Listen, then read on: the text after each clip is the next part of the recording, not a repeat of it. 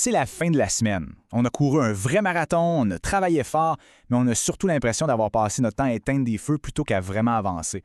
Ce feeling-là d'être complètement vidé, mais pas vraiment satisfait, ça vous dit quelque chose? C'est une situation tellement commune. Aujourd'hui, on va voir pourquoi ça arrive et surtout comment on peut régler ça avec une méthode toute simple, l'alignement hebdomadaire. C'est la question à $1 million.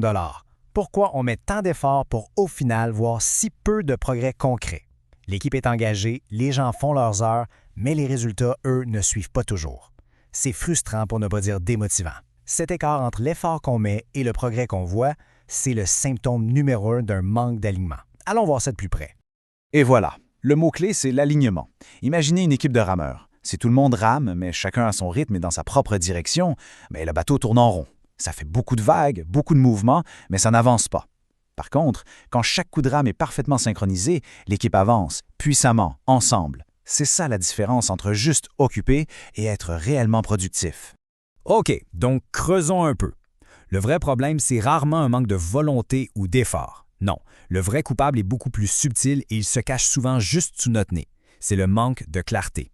Ce qui se passe dans la plupart des équipes, c'est que chacun connaît ses tâches individuelles, mais pas nécessairement la grande priorité collective de la semaine. Alors on saute d'un dossier à l'autre, on répond aux courriels urgents, mais on prend rarement le temps de se demander est-ce qu'on pousse tous en même temps dans la même direction. On se met à confondre l'activité avec l'avancement. Ce chiffre de Gallup, il est assez frappant.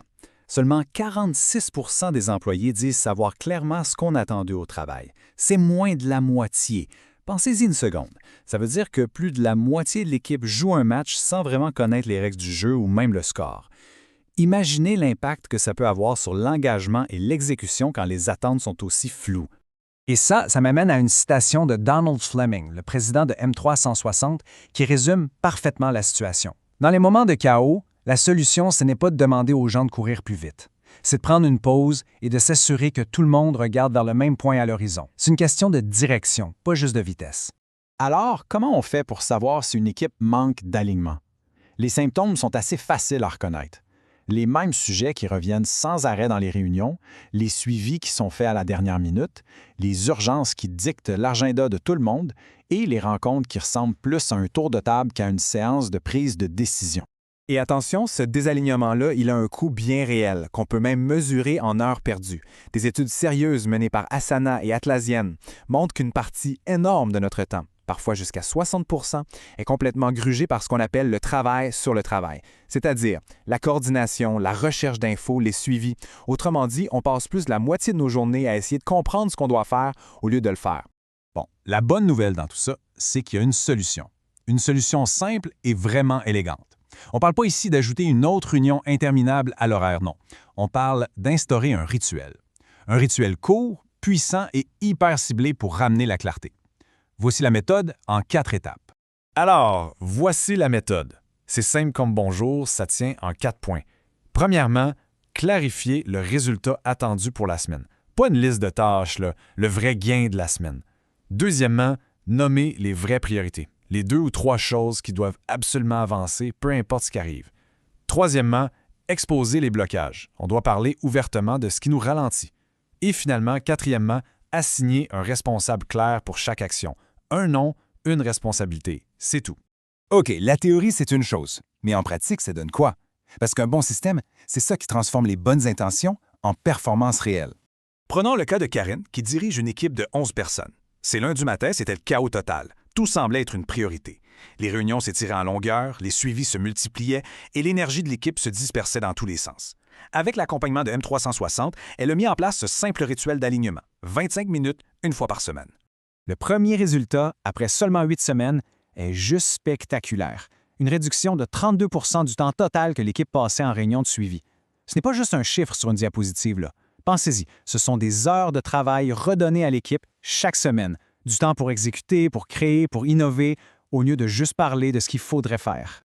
Et c'est là que ça devient vraiment intéressant. Non seulement l'équipe passait moins de temps en réunion, mais elle était beaucoup plus efficace. Le taux d'action critique complété chaque semaine a bondi de 54% à 81%. C'est une augmentation de 27 points de pourcentage. C'est la preuve ultime. Moins de temps de coordination pour beaucoup plus de résultats.